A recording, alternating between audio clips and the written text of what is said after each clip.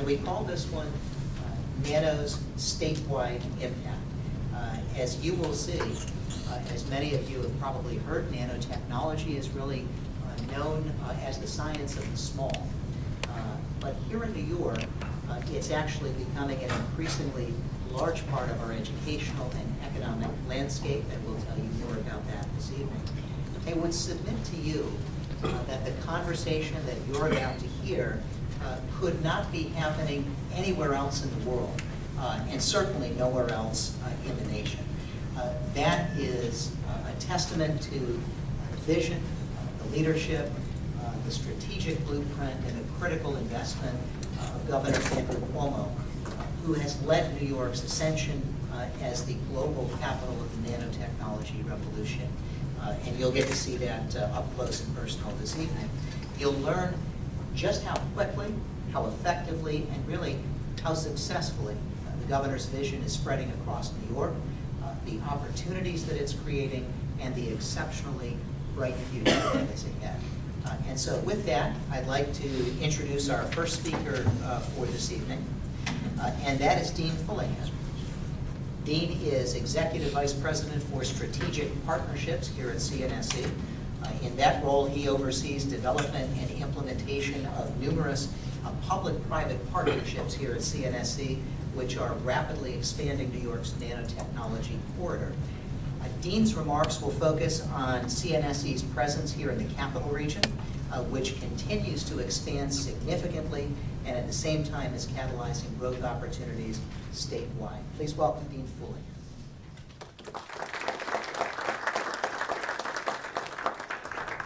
Thank you, Steve. And let me also echo Steve's comments. And on behalf of the SUNY CNSE faculty, staff, the researchers, and students, welcome.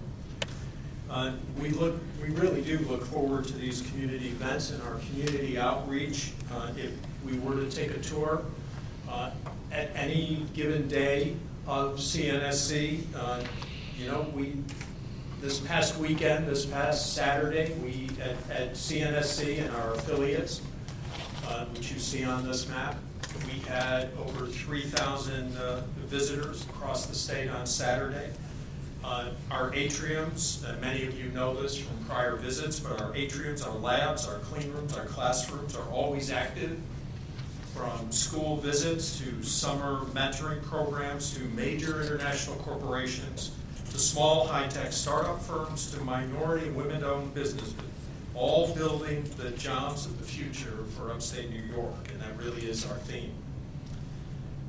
This afternoon, actually, this place was filled. The Schuyler Center had their annual meeting focused on community concerns of education and opportunities, and tonight we have the opportunity to address your questions on the statewide Nano Impact.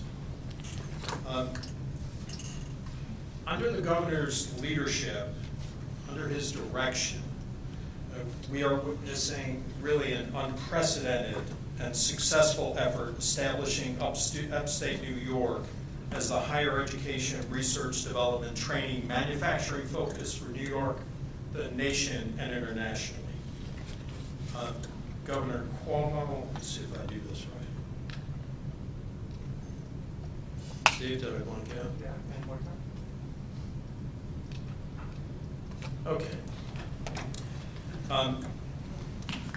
Governor Cuomo 2 years ago, with his first major economic development initiative, established the next generation of semiconductor research and development here at CNSE of $4.8 billion investment, $400 million state dollars, leveraging $4.4 billion in private sector investment. That initiative secured the visit by the president at the invitation of our governor. The governor since then has returned twice this year to the new 50,000 square foot clean room in our newest and most advanced facility, NFX, to announce another unique job creation program, the Startup New York program. I'm sure Andrew will talk more about that. A complete tax-free environment for the corporation and the new employees engaged in direct research with our higher education institutions. really expanding the CNSE model throughout New York State, and that's what you're going to be hearing about this evening. The CNS facilities and the expanded hubs of innovation across New York are built on this unique public-private partnership that truly does not exist anywhere else in the world. The college, the clean rooms, the labs, the academics, the research and development, all unique models, all addressing the challenges of an aggressive and disruptive global economy. Here at CNSE and the future of this institution, well, this past May, we had the graduation of our first undergraduate class. Graduates of CNSE work with our partners. They find jobs within our community and remain in our community, over 70% last year. A direct result of the governor's public policy of an innovative-driven economy. Over 320 students, growing to 500 in the next 2 years, learning from an experienced, dedicated, full-time faculty, and taking advantage of opportunities to work with companies performing innovative research that will directly affect their world.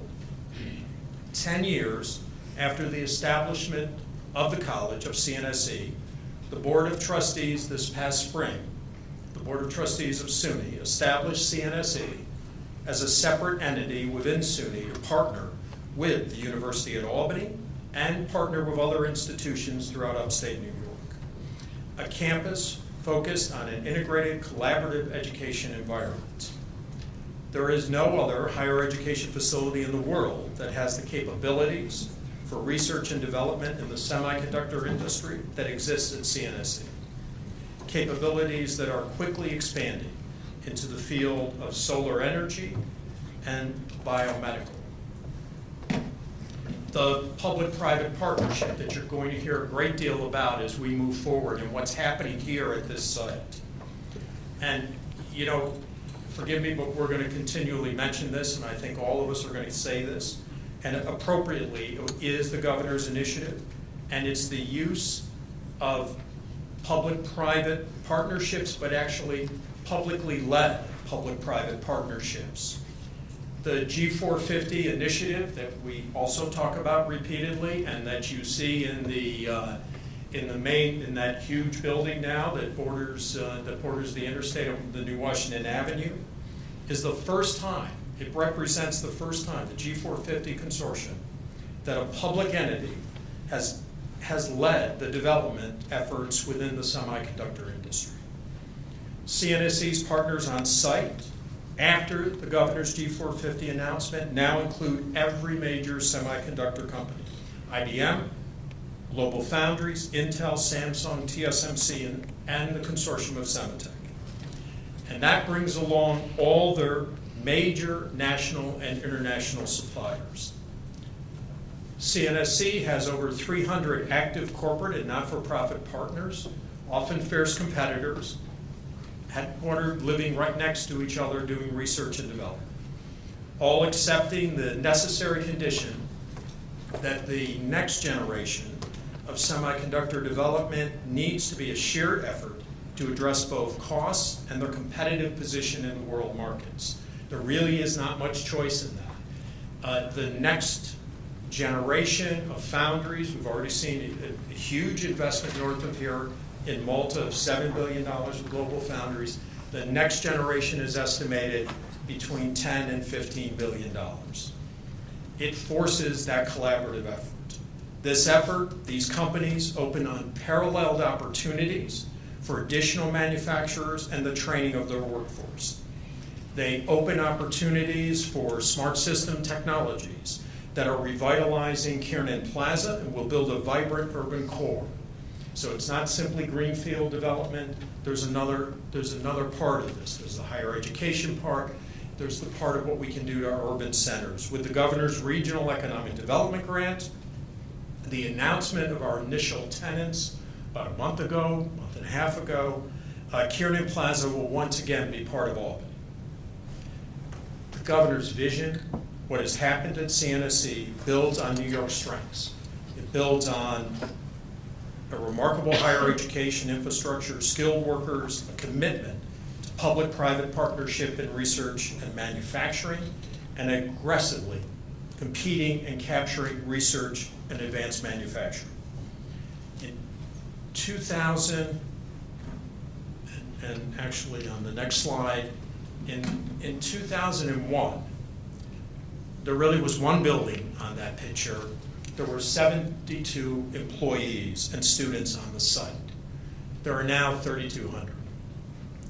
The next building, which will be at the corner of what was Fuller Road in Washington, and now borders one of the circles, will be the Zen building. It'll be a living platform for clean energy technology, including the home of Tech Valley High School and the CNSE Children's Museum of Science and Technology.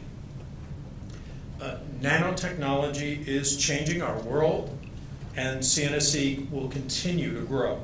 Under the governor's leadership, that growth will continue at this site in the capital region and be strengthened by the complementary growth throughout the state.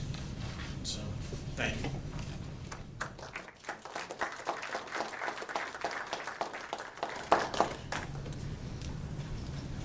Dean, thank you. Our next speaker is Dr. Robert Geer. He is the acting president of the State University of New York Institute of Technology at Utica, Rome, or SUNYIT for short. Dr. Geer is overseeing the construction of the $125 million CNSE SUNYIT Computer Chip Commercialization Center, or Quad C, which is an integral component of the $1.5 billion Nano Utica initiative announced recently by Governor Cuomo. Dr. Geer is also a familiar face here, previously serving as CNSE's Vice President for Academic Affairs and Chief Academic Officer. He's actually brought his own cheering section tonight, so they may disrupt his remarks, hopefully. Please welcome Bob Geer.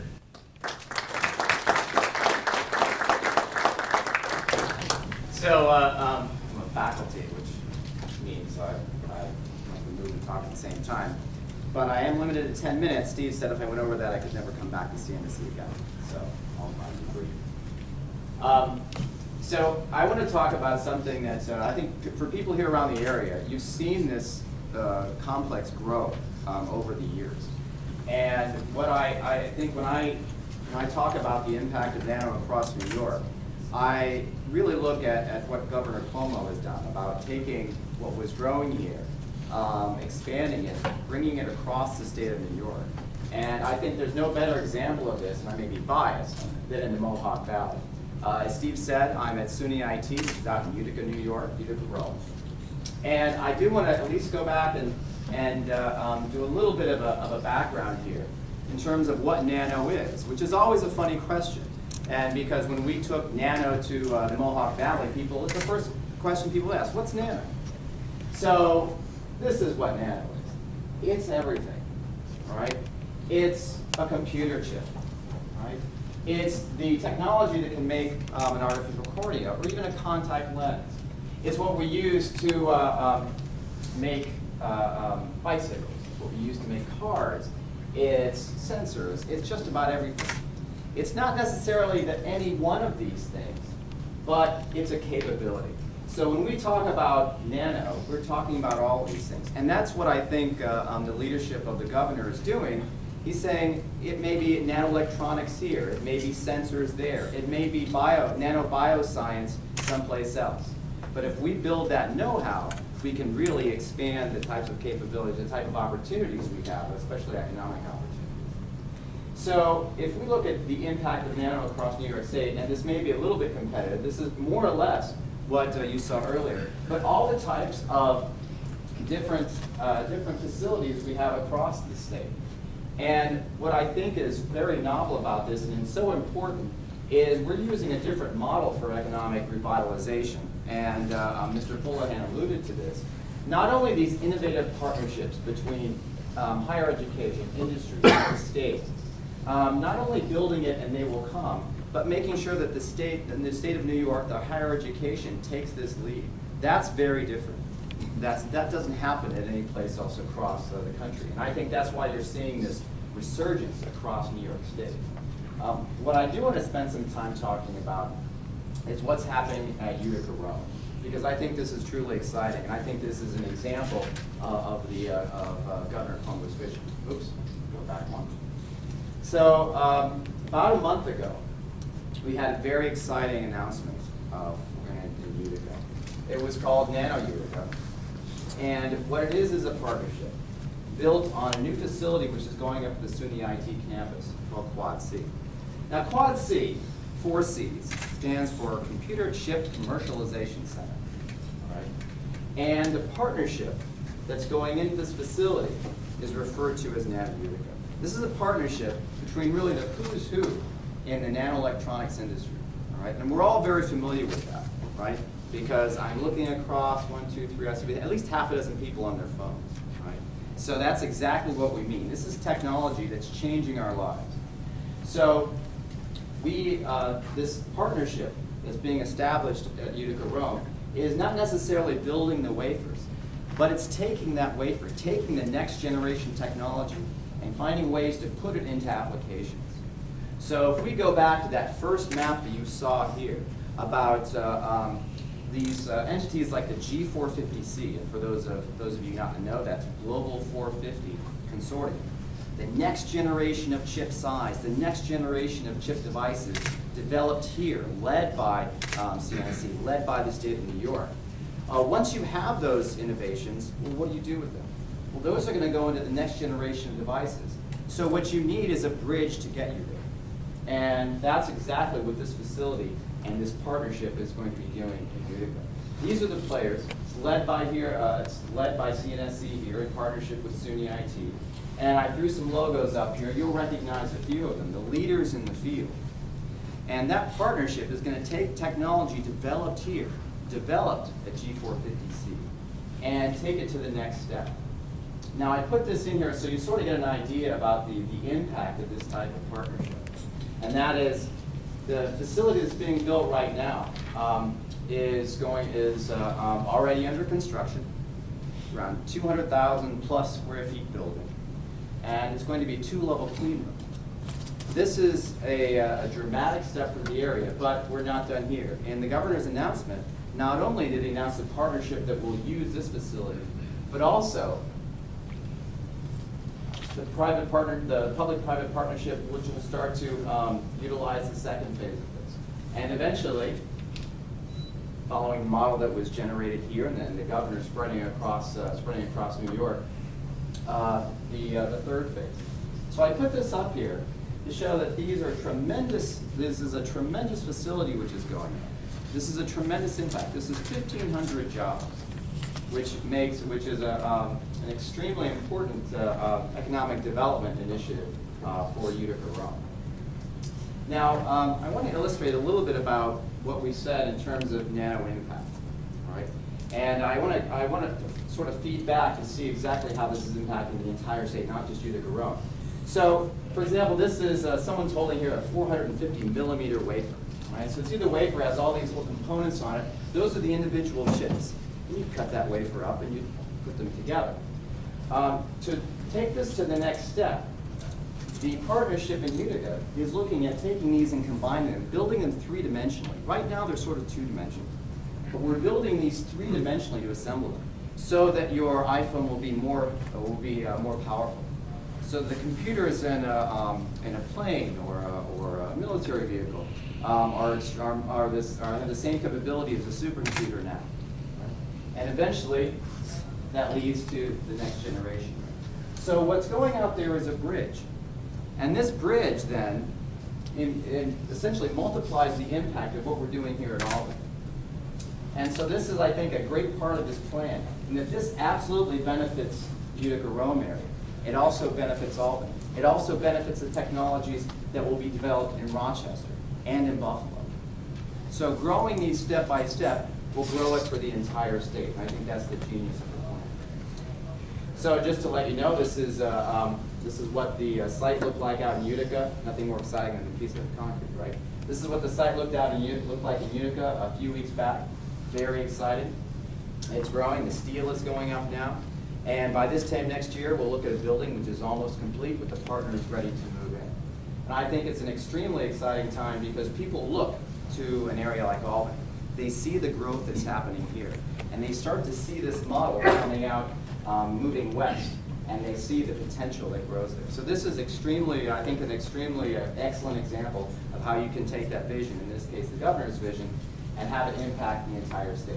And I think it's very exciting to be at that first stop as we move west. Right. Thanks very much.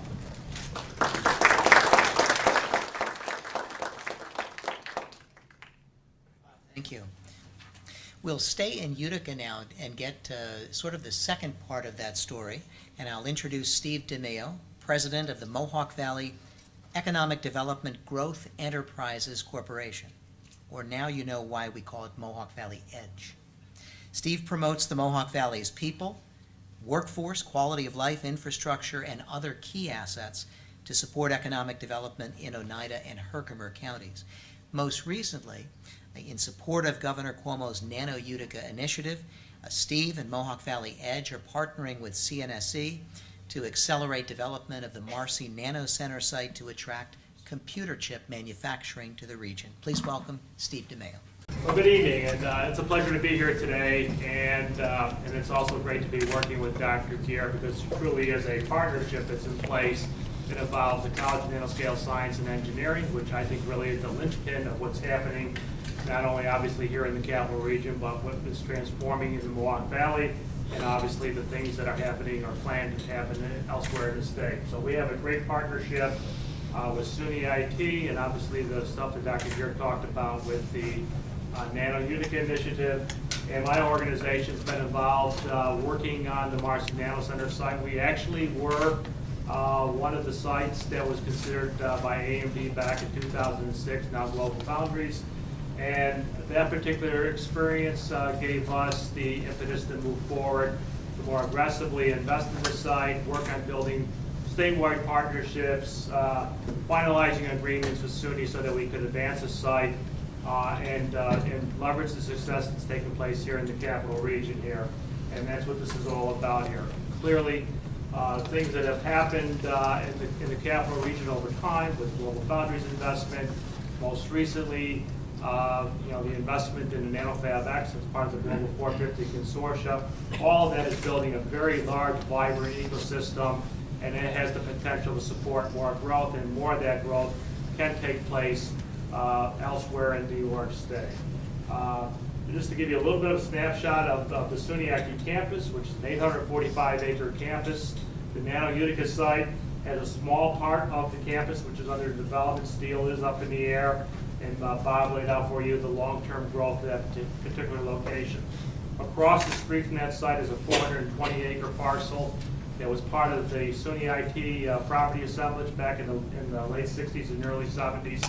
It was one of the sites that was selected by New York State to be pre-permitted for semiconductor manufacturing, and it's a site that we basically have development responsibilities for in terms of infrastructure development, marketing, permitting, and working closely with our partners to help enhance the competitive position of New York State to support this industry. We travel throughout the world, and New York State has a lot of cachet in this particular industry. New York State is looked upon as a region in which to invest, and if you look at the things that have been happening in this state, now the industry has taken up notice and obviously is following and working closely in supporting investments here. The hallmark investment in 2011 by Governor Cuomo on the Global 450 Consortia, that to me was a brilliant move on the part of New York State to have the industry come together to invest here at CNSE on the next generation of semiconductor wafer fabrication. New York State didn't do that because it just wanted to support R&D. New York State did this because they basically wanted to capture the next generation of advanced manufacturing, and that's what we're banking on. So CNSE really, in the capital region, really is the hub of the activities taking place in the state, and is really the linchpin for helping to support more growth elsewhere in the region. Now, I use this slide sometimes for our community to try to help them understand what a mega region is all about. And I thought I would share this with you. This is Silicon Saxony in Germany. And obviously there's a very strong ecosystem that exists in the Silicon Saxony region. of Germany. And we try to think about, we look at regions and we kind of look at things in terms of our comfort zone, in terms of what defines our sense of geography. But if you kind of do an overlay of Albany and Marcy and the Utica area there, 90 miles is not that far. And what you have is the opportunity to leverage what's happening here in the capital region and use that to basically help populate other parts of New York State. So 3 key underpinnings of the strategy. Clearly the partnership with the Quad C and the developments underway in the areas of computer packaging and systems on a chip technology. The announcement that was made back in September by CNSE and Mohawk Valley Edge that CNSE was agreeing to be the end user for the Marcy NanoCenter site, which we think sends a strong signal to the industry that the next generation of semiconductor manufacturing state, New York State is banking on the Marcy site to be that particular location.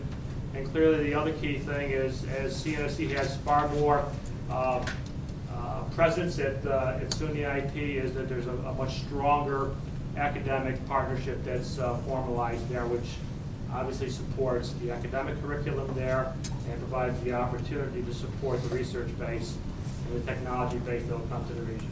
Bob spoke about the Quad C and the investments taking place there. On the Marcy site, this is basically the proposed development scenario for a 3 semiconductor campus on the Marcy site. Full build-out could support $45 billion of investment for tooling, plant, and equipment, 5,000 direct jobs. That obviously doesn't take into consideration the supplier network. That supplier network obviously would branch out not only to the Mohawk Valley, but go west and east, and basically help build a much stronger I-90 corridor, which is really important, and frankly, it really helps fulfill the vision that the governor's had. Our next speaker is Paul Tolley. Paul has probably the best title of any of our speakers here tonight. He is Vice President for Disruptive Technologies at CNSE, also Director of CNSE's Smart System Technology and Commercialization Center, or CNSE's STC, which is located in Canandaigua near Rochester. There, Paul oversees state-of-the-art capabilities for sensor-based, system-on-a-chip, and computer chip fabrication and packaging. And he's also a key member of the team that's developing another site in Rochester, that is CNSE's Photovoltaic Manufacturing and Technology Development Facility. Please welcome Paul Tolley.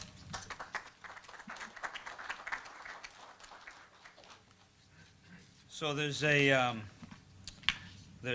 joke that actually Dr. Caliaros consulted with my wife on my title prior to me coming on board.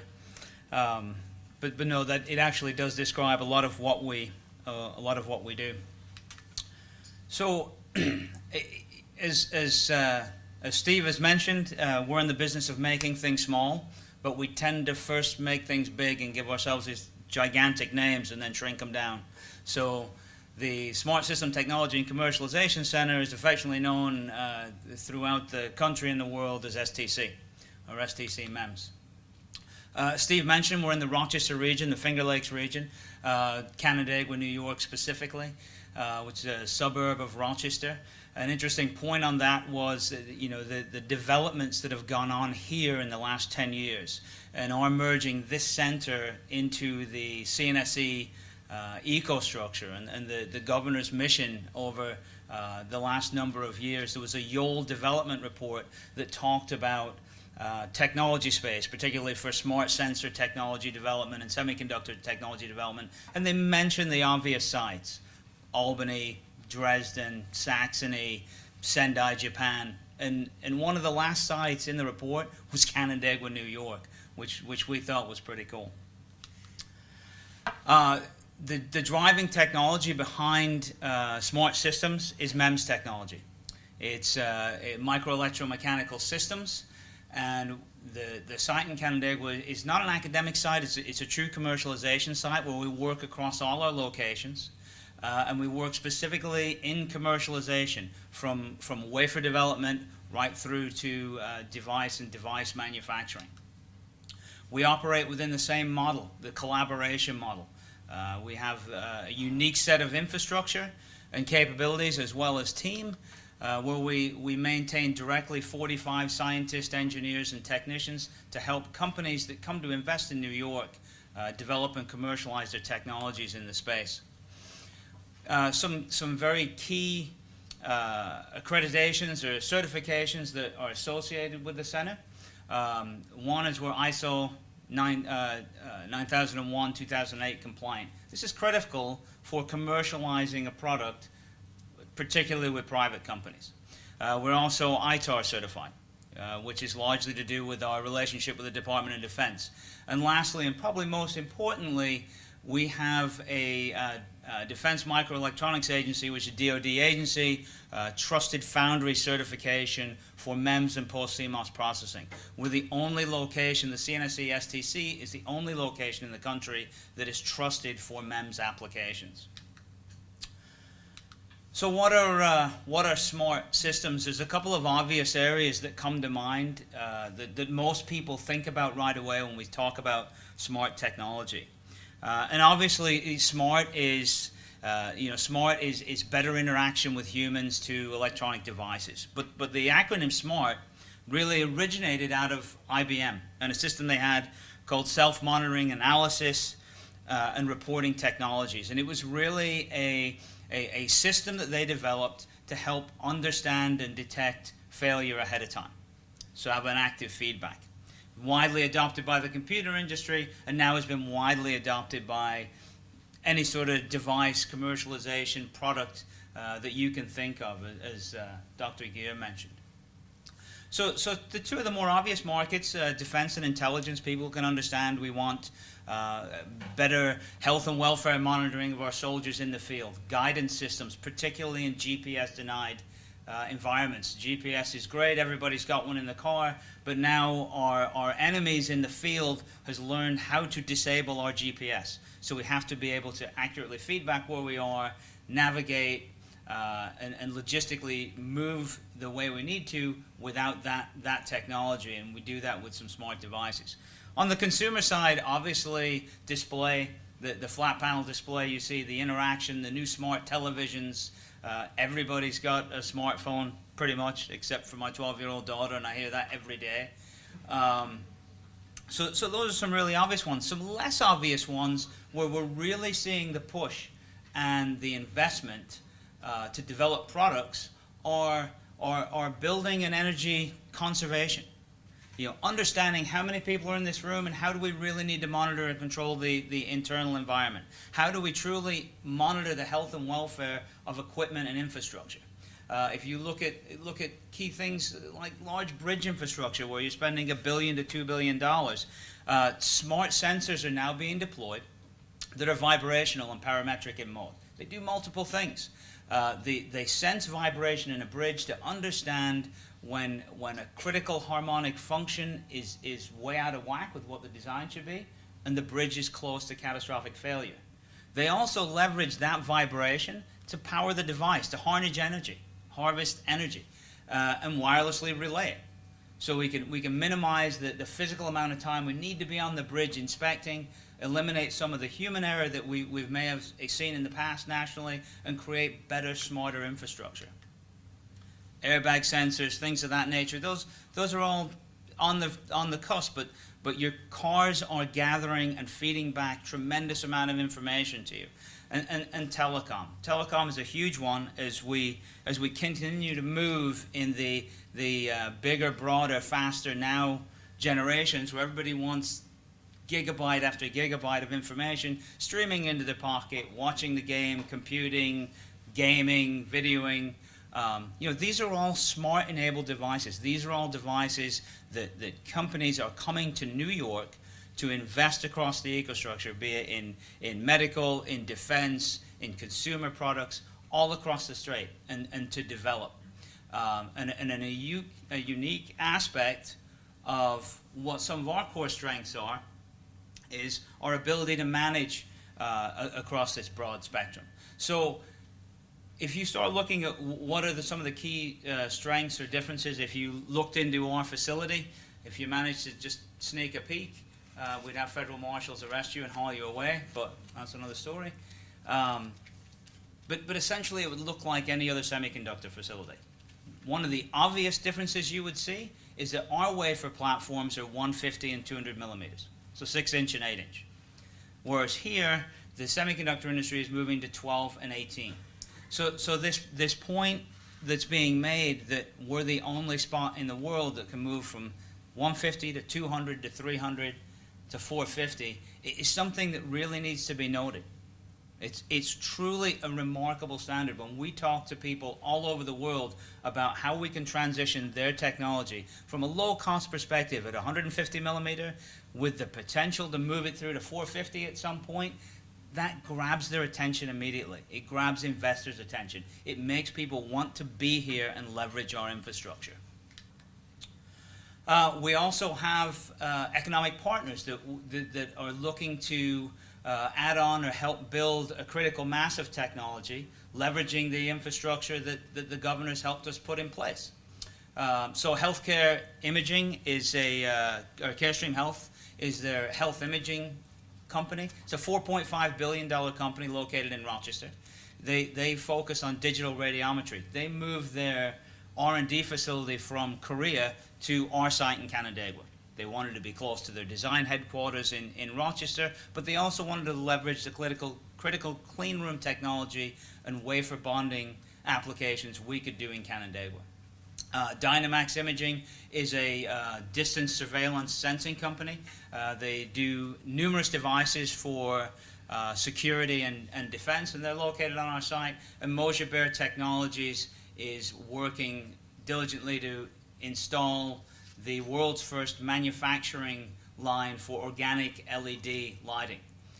These companies represent, just in the last few years, $15 million of direct capital investment into our facility, of private investment, and they're working on programs in excess of $150 million. Over 100 engineers and scientists associated with these companies are now working on our site. As Steve mentioned, we also have further expansion in the Rochester region through a former Kodak facility that we've acquired, and it's you know, as Dean mentioned, it's helping to redevelop urban cores and take facilities not just starting with greenfield. We're taking a manufacturing facility and reconstituting it for monocrystalline and multicrystalline solar energy development. And this will be a manufacturing development where partners can come in, help develop equipment, substrates, materials, with the end goal to get solar cells less than $1 per watt, longer lasting, and tie into better battery storage and implementation into the grid. Talking just back at the site in Canandaigua, it's a 57-acre campus. The campus has already been deemed shovel-ready and approved for an additional 800,000 square feet, which we have RFPs being prepared now. It is a foreign trade zone, and we are looking very seriously at how we can leverage the governor's new Startup New York plan to fill this space. We have far more interest in our site than we have in our physical 140,000 square foot facility. And you know, people hear things like 800,000 square feet or 50,000 or 100,000 square foot buildings. When we start talking to investors and technology development, these are not outlandish projections. We put maps up like this, and people are already talking about which building they want and where they want to be. So it's a very realistic demonstration of how the governor's strategy is working across the state. We're leveraging infrastructure and really growing investment and jobs in New York. Thank you.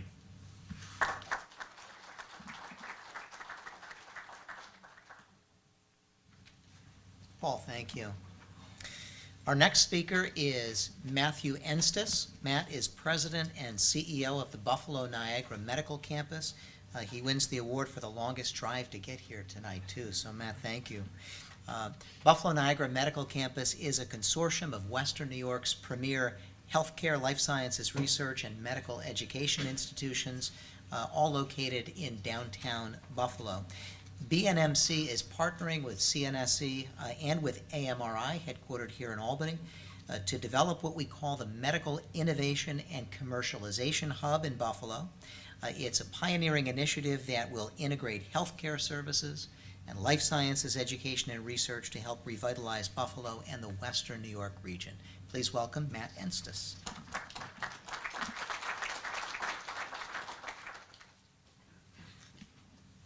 Well, thanks for having us here from Buffalo, New York, and it's always good to come down here because the environment that's created here at the Nanotech Center really is vibrant, and it really gives off this great environment that we're trying to create here in Buffalo and working on. So I'm just going to take a few minutes, tell you about what's going on in Buffalo. The entity that I'm involved with is a nonprofit entity that owns 8 for-profit companies. And our job is to bring all those partners that are down there together and spin off business ideas. And what this slide shows you here is what's happened. So the idea was in 2002, bring everybody together. We had 7,000 employees. Today we have 12,000 employees down on our campus, and we're under construction right now with 2 million square feet of development, which will get us up to, 1 million square feet of development, which will get us up to about 17,000 employees down on this campus by the end of 2016. And the big picture numbers there of bringing this all together is by bringing all of these research institutions that we have down there, it's created the critical mass, and it's grown off and spun off the companies that you see up on the slide here. And that's really the key to what we're trying to do here in Buffalo by gaining this critical mass and having these opportunities. The economic impact that you see here, we've got 75 new companies since we started, over 3,000 new jobs down on the campus. We've added over 2 million square feet of clinical R&D, and we have about a $4.5 billion economic impact to our region. Our partnership and with the Nanotech Center, I have to go back. It was about a year and a half ago. We got a phone call from the governor's office saying, we really want you to come down to the Nanotech Center and meet the people there because they're pioneering leaders in the field of nanotechnology here. And we know what you're doing in Buffalo around biotech and growing jobs and growing companies. If we can bring all of that together, we really think there's a great opportunity. And being the farthest away from Albany in this group here, it was something that we saw as a really, really great opportunity, both for Buffalo and for the state. And so what we did was we came down here, we started to work together and form this partnership that is already starting to bring companies to town. And as you can see, the job numbers that we hit on are going to be up to 17,000 employees of people that are focused on healthcare, people that are focused on research, and a key part of what we're doing is around the entrepreneurial growth of companies and startup companies. But the biggest thing that I can take away from tonight that I have not seen a lot of the stuff that we've done in Buffalo lately is the majority of the crowd is actually kids and students. And that is really what the governor's vision to connect everyone across the state here. It's not about what are we doing today, it's about what are we doing tomorrow and what are we doing into the future. And so that really excites me to see people here today of the next generation to really make this happen and grow. And when people think of New York State, they think of it's a place where they want to start their companies, move their companies, and grow their companies. So thanks for having me here.